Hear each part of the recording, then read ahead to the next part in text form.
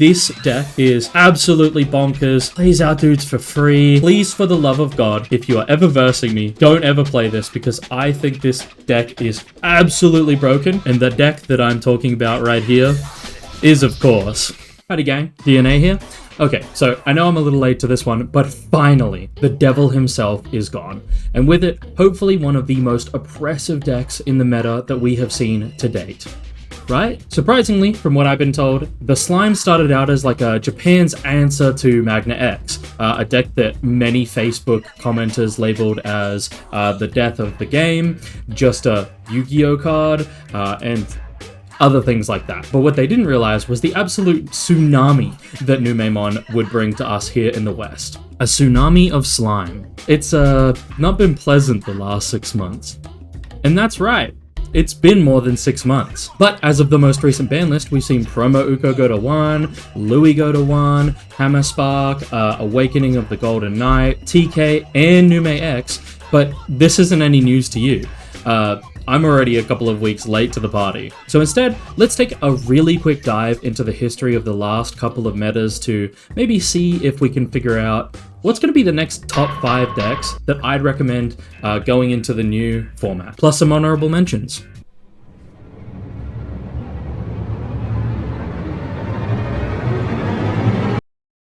Oh my fucking god, I was muted the whole time. Alright, that's it. We're speedrunning in this shit. I'm putting the cap on. We're going fast this time.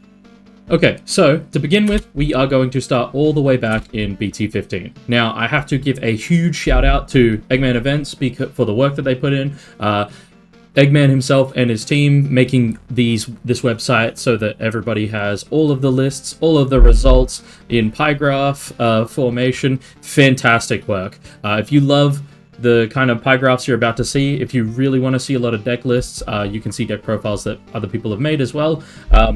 I would really suggest going to Eggman Events. This is a great resource as Digimon players to see, you know, again, just deck lists if you want to see more of them. And again, thank you so much for the work that you put in. I am by no means affiliated with Eggman. I do just want to say I use the website a lot and I like it.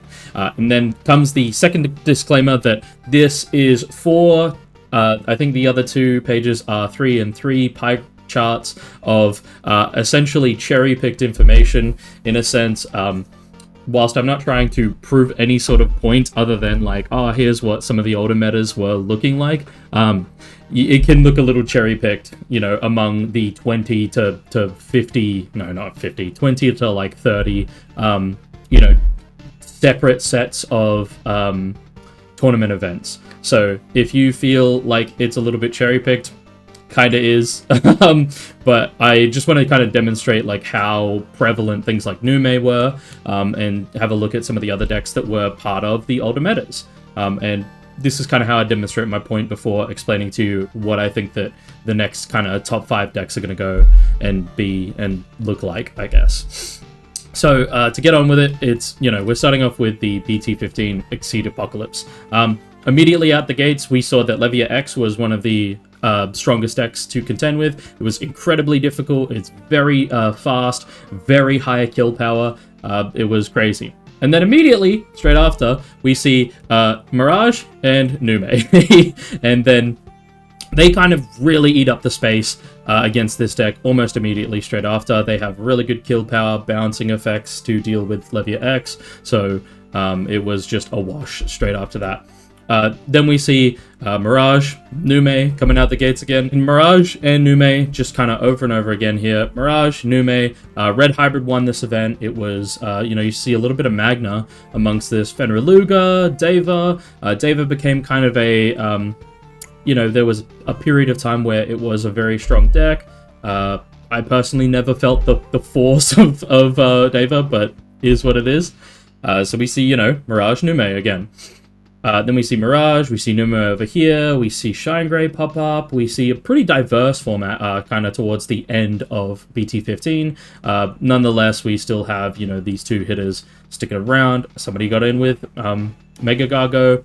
Levy is still here, kind of. But yeah, so we're kind of moving on to BT16. Again, kind of speedrunning this one because I've already done it, but I'm going to do it again from scratch. The most important information is when I get to the top 5 decks. If you play a little bit of Digimon, none of this is going to be really, I guess, you know, new information to you, but I think, like, having a snapshot is, like, a really great way to understand where the game is at in terms of play, competitive play.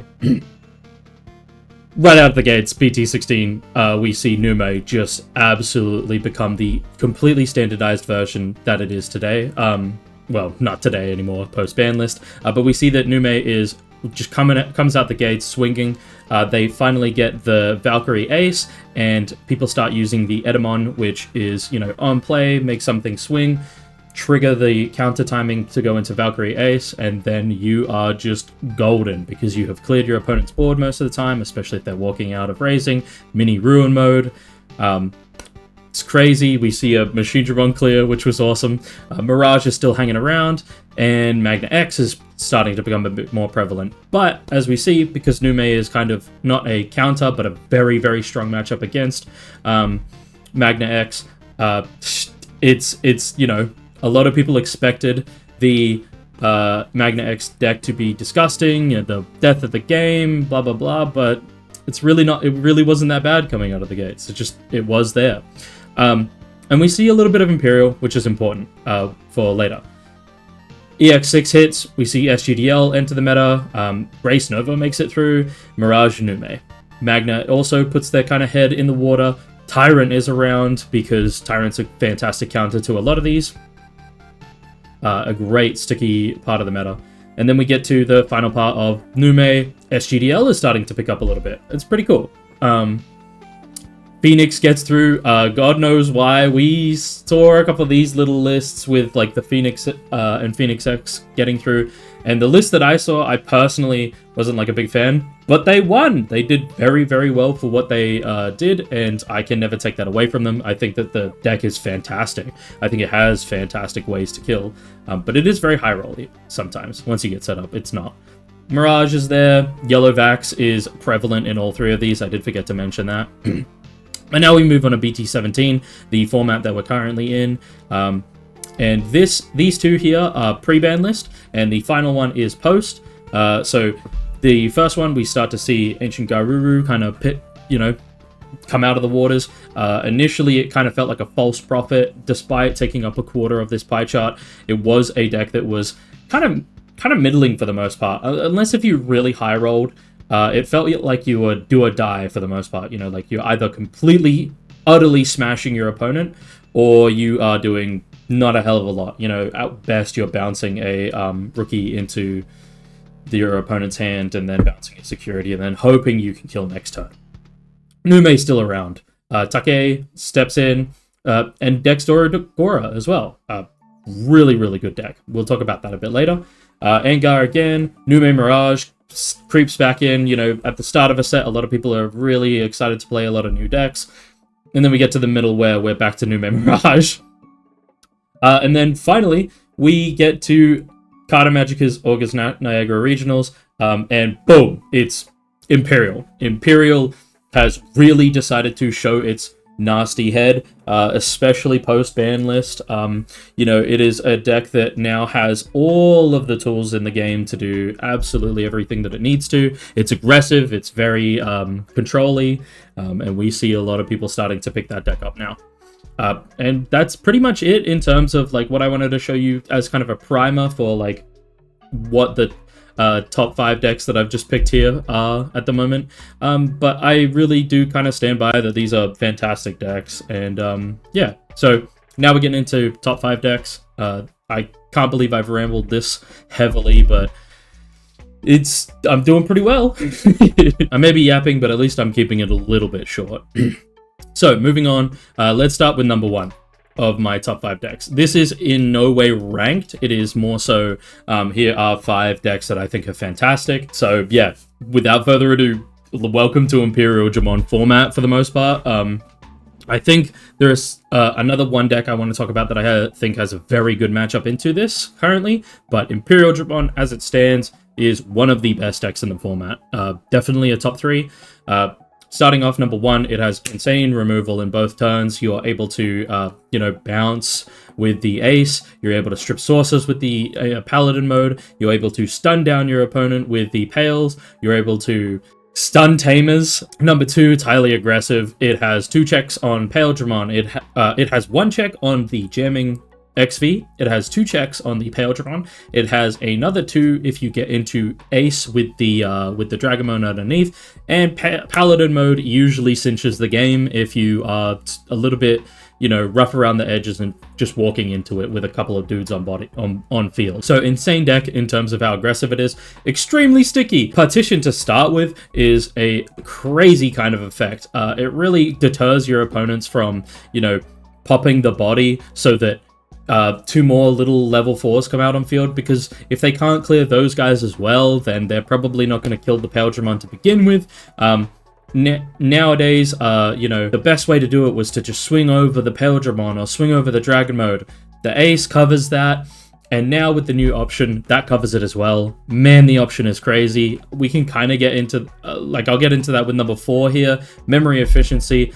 Man, it's a 2-cost option to digivolve into a level 6 that will spit out 2 bodies, for example, the old dragon mode, and then when you digivolve those 2 back together with the Imperialdramon, you're gaining that 2 memory back. It is crazy how much memory this deck prints. The memory gains are often not once per turn in terms of the level 4s specifically. You are able to gain memory through the tamers. You are able to memory set with another Davis.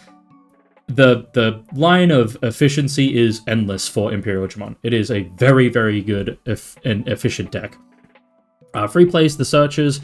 Again, yeah, you're able to play out your searches for free, which kind of comes under memory efficiency as well. You don't have to pay the 3 cost that it costs to, play out a searcher like most other decks do.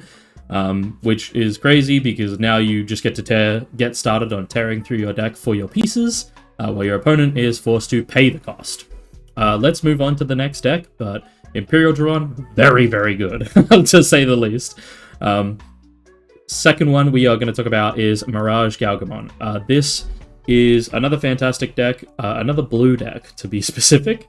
Bounce is one of the best forms of removal. There is essentially no question about that. I think, for me personally, Bounce and D-Digivolve are just 2 crazy effects, and Mirage really, really hones in how good Bounce can be. It used to be Melga, but now we have a card that is essentially a deck built around a 1-turn combo kill, and it has only gotten more efficient at that job as we have progressed in the sets. I've seen even more of the combos come out, and we're not even gonna get into the Sayo and Ko loop of just keeping your turn from your opponent and never letting them actually have a turn. You're able to do so many checks with this deck, and now with, for example, the newest, I think it's just Gaogamon, you are able to pay 1, both of you and your opponent draw a card, and then you gain a memory off of the source underneath it, which allows you to just effectively pay 0 for your just digivolving into a level 4. Again, insanely memory efficient. You're gaining shitloads of memory off of the level 6, let alone the 7, the burst mode. This is a deck that does a phenomenal job of just gaining memory. Number 4, a lot of setup and searching. Now, this is both a weakness and a strength for the deck. It is, just running 8 trainings and memory boosts is totally viable in the deck because you have to see your Miragegaogamon, but that is also a huge weakness. You have to see the Miragegaogamon for this entire deck to work, and at 4 in a 40-card deck, it can sometimes be pretty difficult. But that's why we run so many searches, and those searches lead to us having better setup down the track. Number 5, hand control and ripping. Hand control, so I'll start with ripping. Hand ripping is essentially, I get to rip out X amount of cards on my burst mode until you are down to 8. This kind of allows for, if you have to play the grind game, you can tear out a bunch of combo pieces that maybe your opponent needs. Usually when you're going to your burst mode, you are absolutely fucking killing your opponent already, but if you can get a core piece out of your opponent's hand anyway, fantastic way to do it. Great for the deck. And hand control, in terms of that, I mean that Miragegaogamon is a card that when you are sitting on it on the board, it allows you to control the way that your opponent searches their deck, draws for cards. And so by, you know, making sure that they don't, otherwise they will be taxed out of memory, fantastic for the deck.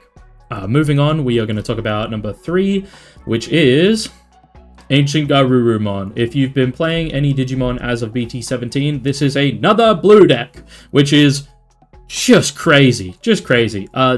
Do I think... So, post Ukko ban, post Ukko limit, this is much slower in terms of its speed, but that's not to say that it's not a fast deck. It has very, very strong play styles, play patterns, and just losing those one chip checks and the very, very efficient gaining of memory that Ukko provides hasn't quite knocked it out of the meta. So to start with, bouncing Digimon and security, this can be both a curse and a boon. Bouncing opponent's Digimon is fantastic. It does not specify level, but that's also the issue. If your opponent does an entire combo with a massive stack and plays out a rookie, you have to bounce that rookie first. It does specify lowest level, so you have to bounce the rookie, but when you bounce that rookie, you're also bouncing security, so you're able to do 2 checks very, very easily. Exceedingly aggressive, kind of just talked about that already. It is very, very fast. Doesn't have to play on board. It is a deck that, same as Red Hybrid, AncientGreymon sort of deck, which is a deck that I really love. There's another video I did just recently. I don't know if I'll put up like a card for that or something like that. But these decks don't have to play on board. They can be very, very less interactive than most decks want them to be by walking up with a hybrid warp, swinging, warping into the level 6, and then hitting security, killing itself, and then playing more tamers to do exactly the same thing the next turn.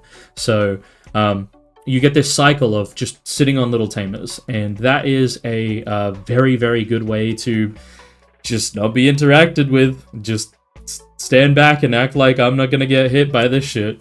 It's very, very good, and a lot of the times when I'm looking at competitive decks, I personally am looking for decks that can be as uninteractive as possible, because Digimon can often be a game of solitaire. Like, by doing your best not to interact with your opponent, interacting to kill their board is totally fine. Being uninteractive is very, very good in the TCG. Free play tamers, kind of talked about that already. Cheap evo costs. It is extremely, extremely cheap in terms of you're paying 2 to warp over a tamer, you are swinging and then digivolving for free, and then you are gaining a memory because you will draw a card, and then you are paying 3. So you essentially have a 4 cost level 6 to get into, and being able to run through that over and over again is very, very cheap. So let's just move on to the next one. I think Ancient Garu is a fantastic deck.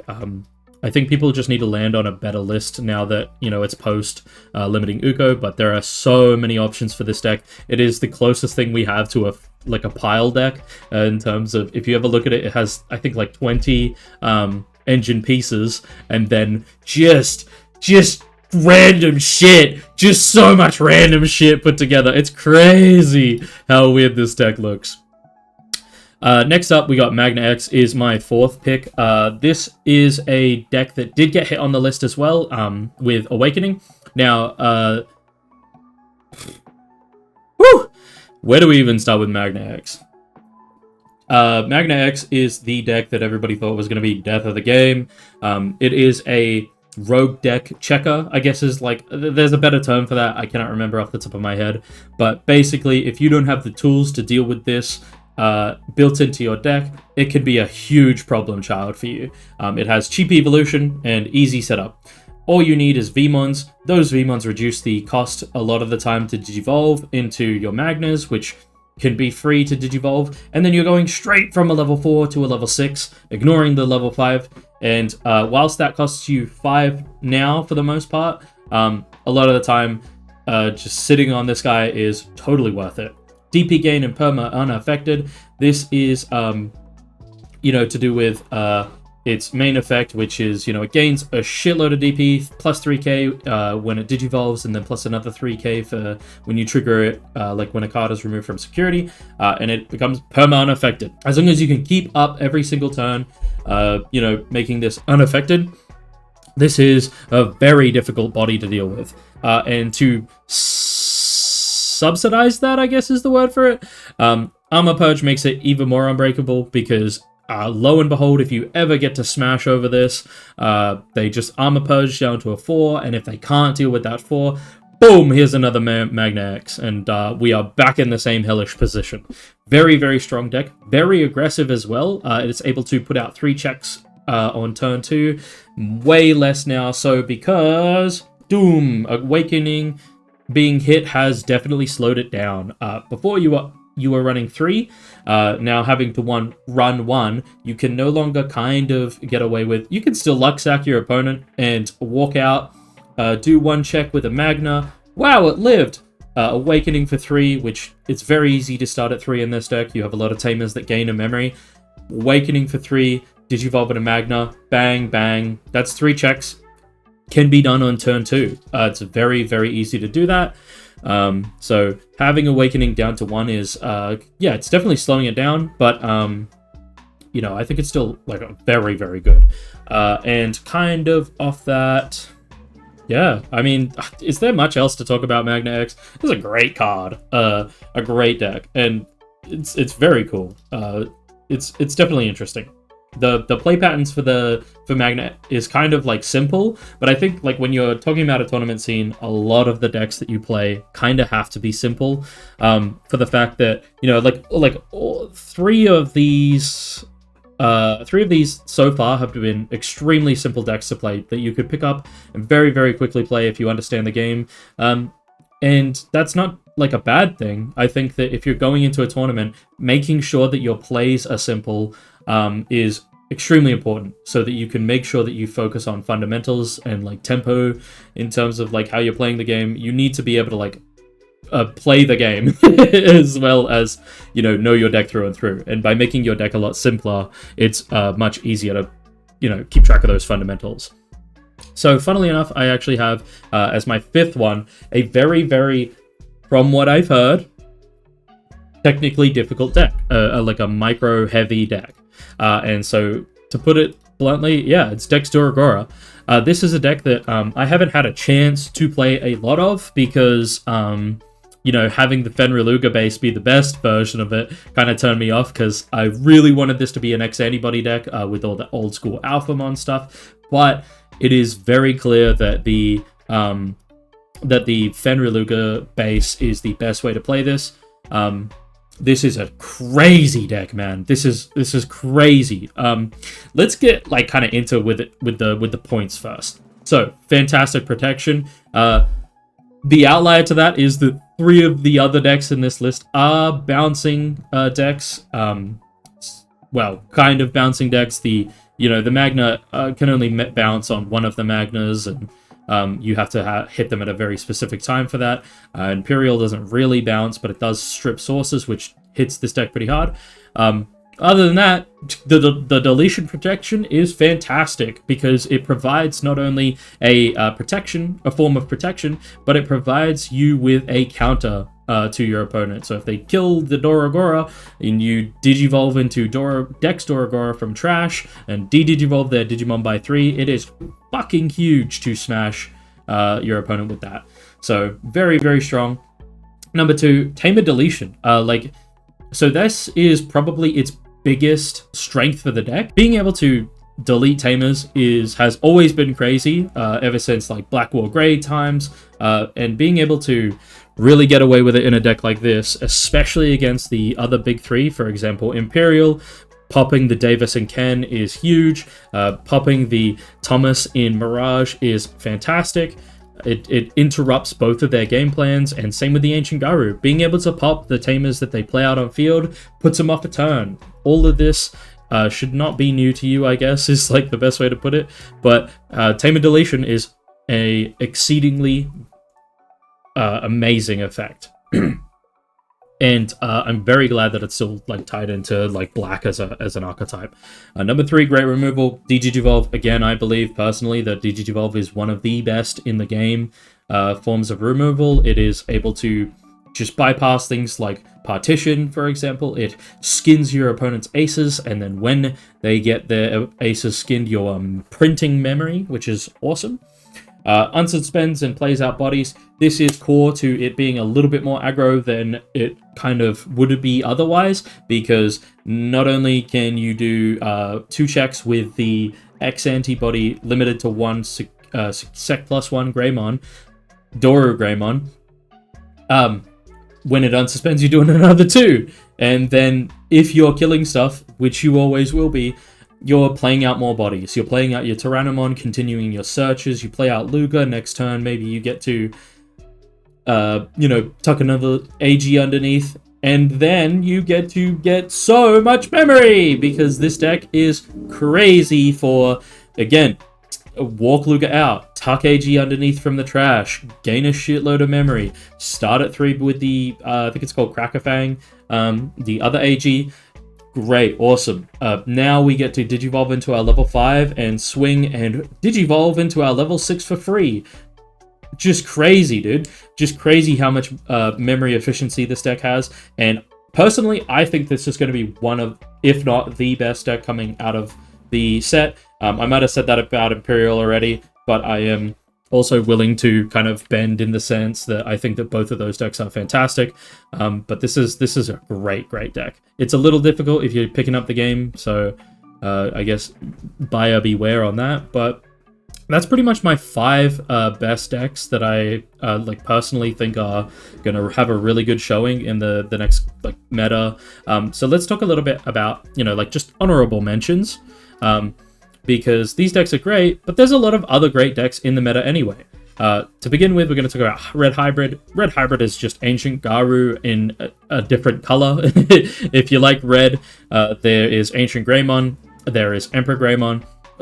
This Red Hybrid has been an extremely strong deck for the longest time, and now it just has more tools for playing on the board. Instead of just ignoring your opponent and doing 5 checks, you are now able to raid, pierce, and also pop another body on the board, swing back, become a tamer, wait another turn. There is a lot of place. I think people just need to land on a really good list for Red Hybrid, otherwise I would put it in the top 5, but I think people just need to go into the chamber for that one, and I'm sure somebody's going to find some crazy shit for that. Tyrant, kind of trying to be a little unbiased in this list, personally, because Tyrant is one of my favorite decks. It is a deck that is extremely oppressive. Unfortunately, I think that where it misses the mark in current meta is it is a little bit slower because it is a control deck, and that's kind of more so in terms of time for like actually playing at a tournament. If you take a little too long, your opponent thinks a little bit too long because you have a bunch of unaffected Digimon on the field, you're just going to go into time a little bit too often. That is kind of shown up just a tiny bit as of the newest Kabuteri, the newest Mega Kabuteri. He really allows for, trash to security. And if you run the Kuwaga X, you just pierce for another check. That's 3... that's two checks, and you're clearing a body a lot of the time. So really putting on the pressure nowadays. I think we'll see more Tyrant kind of come out of the woodwork, but it is a deck that is like I love it personally, but we're not going to get into biases here. Shine Grey is very good, but funnily enough, I feel like this is a deck that is just insanely high roll. So it's a deck that out of nowhere will just completely obliterate your opponent and kill them in a single turn, or your opponent will sit in raising and just do nothing the whole time except maybe play out a level 5 because they didn't see a rookie. Maybe they'll play out a level 4 because they didn't see that, and then they just struggle the entire time. Maybe they don't see any tamers. This is kind of through and through a combo deck, but man, does it show up when it goes off. 3 Great Angels is a deck that is fantastic as well. Again, trying not to be biased, but I really enjoy this deck. I thought it was okay as a control deck kind of before, but the thing about it is the TK hit does hurt it. Does it hurt it enough? Not so much as any other yellow deck. I think this is by far and above the strongest yellow deck. Everything else is pretty gutted at this point. Anytime yellow gets anything good, it is gutted, but for good reason, to be honest, because some of the play patterns that yellow engages in is a little bit toxic. Omni Ace. Omni is way more surprisingly good than I thought. I only just recently got a chance to actually play this deck on stream, twitch.tv at D.EN.A Digivolution. But this is a deck that essentially you just play out an 8 cost level 6 and you pop an 8k or you stun a Digimon and then you just go hello, and if they do nothing about it and don't swing, you just go into an Alter S or an Alter B. If they do something about it, you and try to swing, you go into the Ace and you just pop and bottom deck a bunch of other things. Surprisingly, way better than I expected. And lastly, I did put Leviamon here because I think before, like in BT15, part of looking at the history, the reason that we did that was to show that Levia was a extremely strong contender. It was just pushed out of the meta by a few other things. And as of just recently, I've seen a couple people actually play this deck, and it's looking strong. And I think it's going to be pretty underrated. Now, I didn't put on this list Eosmon. Is like one of the most recent decks that I played, and Eos is pretty fucking strong, surprisingly. I think it's a good deck. I don't think it's in the realm of like this kind of, these kinds of decks. These are decks that are aggressive, very strong at controlling, very, very fast. They have an extremely accentuated game plan, and I think that Eos kind of falls underneath that in terms of like having an extremely accentuated game plan, but it's odd. I think it's a weird set of things. So that's pretty much all of the top 5, all of the honorable mentions. But because this is probably going to go out like a day or two before EX7, or like a week before or something like that, because I'm so late to even talking about this, I did want to make some kind of like future predictions / notes, I guess. So we'll kind of get into just that one. Basically, I just want to talk about these cards. So we've got 7 Great Demon Lords.